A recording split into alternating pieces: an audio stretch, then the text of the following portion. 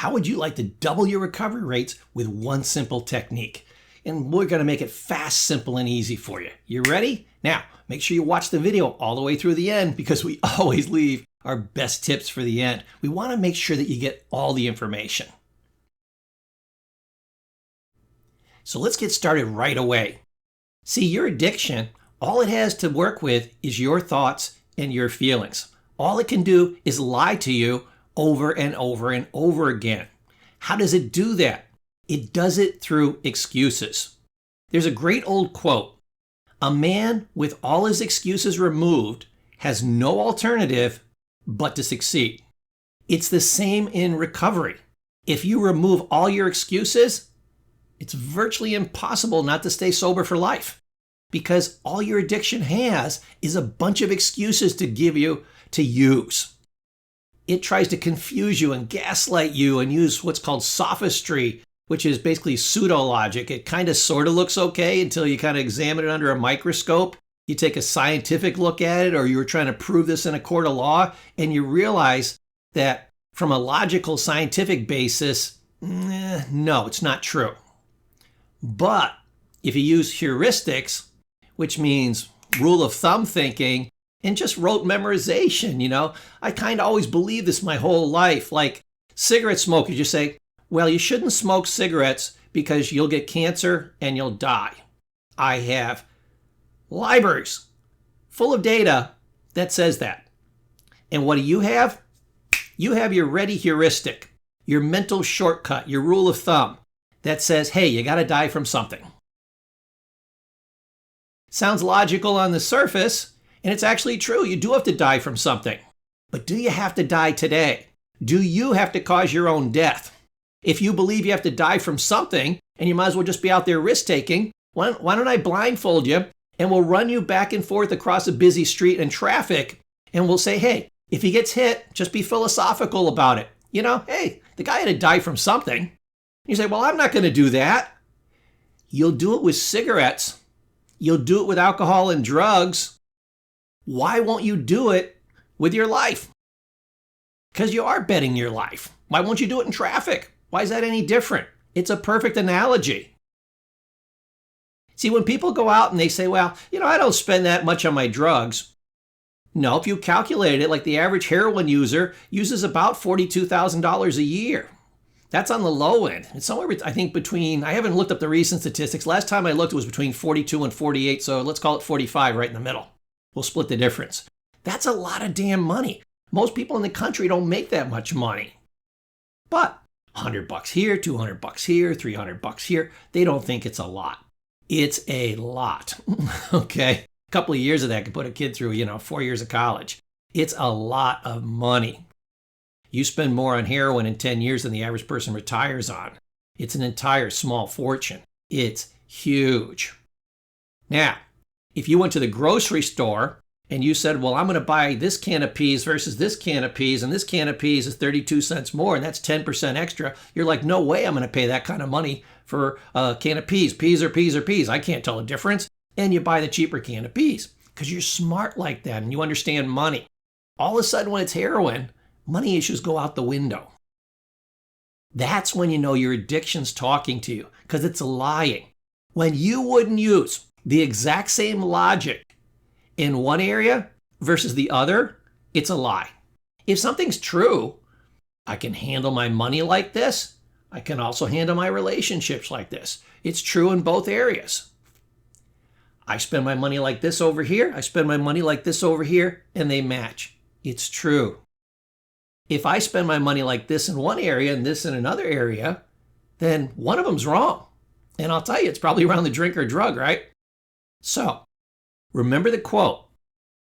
Person with all their excuses removed has no alternative but to succeed, and that's super true for addicts. Remember, all the addiction can do is lie to you over and over and over again. That's the only way it gets you to use.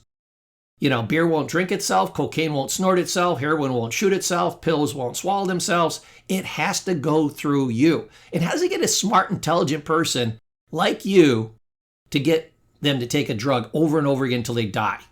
It does all kinds of mental gymnastics, manipulation, persuasion, gaslighting, but it's number one, weapon with a bullet is excuses.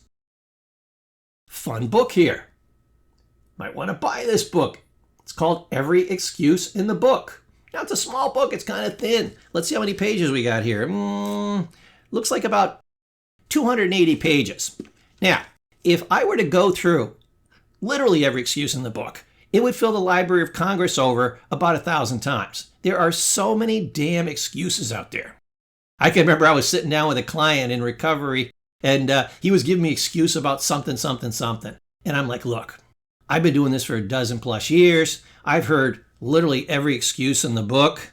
I'll tell you what, if you come up sitting here in my office with one excuse that I've never heard from an addict before, I'll write you in here, you can sign it, and I'll give you a special mention. But you're not that creative. But good luck. I can get past your excuses because I have no emotional attachment to them. I'm not craving the drink or drug. You are. You want the excuse to be true. I want the excuse not to be true, because if the excuse isn't true, guess what? You don't drink and drug today. I win. You win. We all win. Woo-hoo. Now let's party. See what I'm saying? Get rid of the excuses. Catch yourself. Be a scientist around everything that you say. Write the excuse down. If it's so brilliant, it will stand up to inspection. Write down on a piece of paper, here's your excuse. On one side, here's all the reasons why I think it's true. And here's all the reasons why I think it isn't true. Then go down and examine each one. All the reasons why it isn't true. Can you prove that it isn't true? Probably. Yeah, probably 100%. Because remember, addiction has to use lies. You have truth and science. Truth and science will always beat lies. They're really good at that. You'll be able to defeat every single one. Then you'll say, are these lies on the other side? No. These are the things that are actually true. Matter of fact, the more you look at them, the more true they become. And then what happens? The lie dissolves and it goes away. Beautiful. You have probably 10 to a dozen different lies that you absolutely positively love. And you usually go from the best ones to the weakest ones. And I'll bet you your top 3 lies. You say, oh, I'd never sit there and write it down on paper and go 2 columns. I'm never going to do that, Professor Paul. Take your time, because your top 3 lies probably are the ones that get you to use 80% of the time. So you don't have to go through your 10, your dozen, your 30 different lies. You just have to go through the top 3. If you want an even stronger recovery, you can go to number 4, number 5, number 6. I'll tell you, by the time you get down to 10, your top 10 reasons for using, you pretty much destroyed your addiction. Because those other lies, 11 to a million, are going to have about 1 or 2% of the strength of that top 10. Just a tiny fraction, and you can beat that. It's really the top 3, and then, of course, the top 10, the remaining 7, that are really powerful and really nail you, and they account for 99% of every time you ever drink or drugged. Get rid of those, and you've virtually beaten your addiction already. And the craving's going to go down, because the problem is that you tell yourself a lie, you believe the lie, you have an urge to use inside of you, and then the urge says, here's your excuse right here. All you got to do is just believe this, act on this, and you do believe these things. You have kept these 10 or 12 lies in your mind, in your heart, in your soul, in your gut. You believe them at some level. You believe your own BS, your own crap. Go ahead and use. It's all right. Right here. I'm opening the door for you. All you got to do is walk through. But if you close the door, if the door even disappears, now you've won. You have completely and utterly beaten your addiction. It can literally never be beaten again. This is one of the biggest things you do in recovery, and they almost never teach in recovery.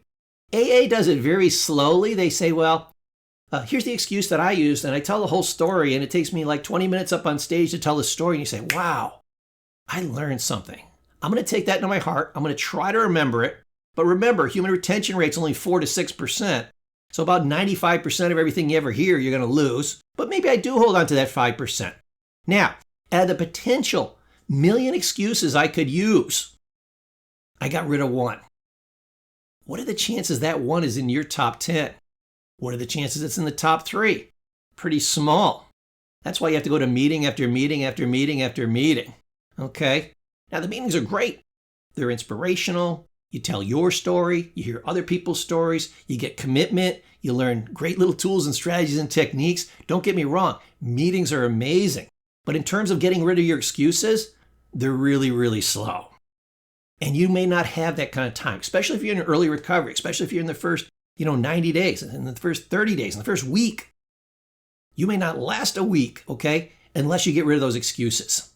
So anytime you hear any thought that is going to ultimately lead to you using, you got to instantly know it's an excuse. Look at it logically. See if it holds any water. It never, ever will. It never will.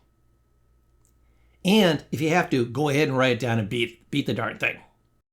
Then, like I recommended, go through your top 10 list, hit the first 3, then go through the next 7, and spend the rest of your life going through number 11 to 1,000,000. You will win. You will defeat your addiction, and this is one of the most powerful things you're going to do. Now, in later trainings, and you might want to look for this on the YouTube site, or if you're part of my, you can see on the sign behind me, my WAP Life Transformation membership site, look for the training on REBT. That's Rational Emotive Behavioral Therapy. This is literally the science of how your brain works.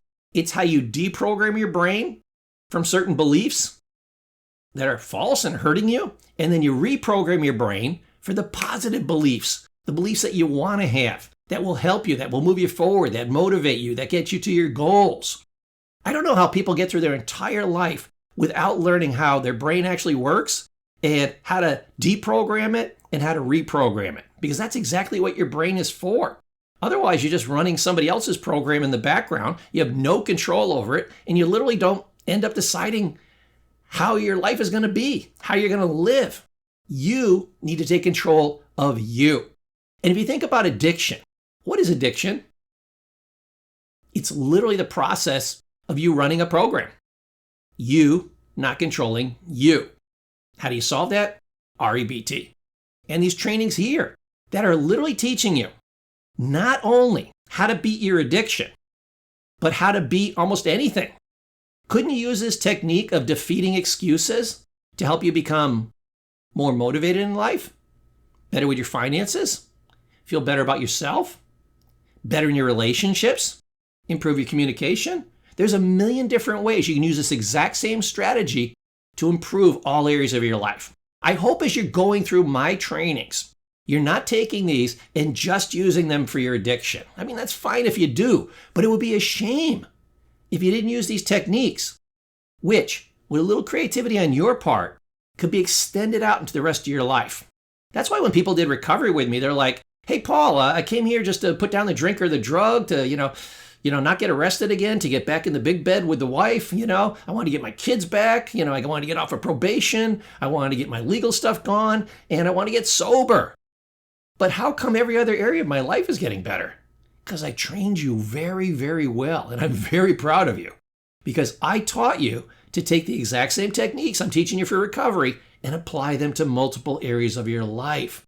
Then all of a sudden, not only did I get my job back, I'm getting promoted. I'm getting a raise. My finances are getting better. My relationship with my wife's getting better. I'm a better parent. I'm a better friend. I feel better inside. My anxiety and depression is evaporating like the morning dew. My insomnia is gone.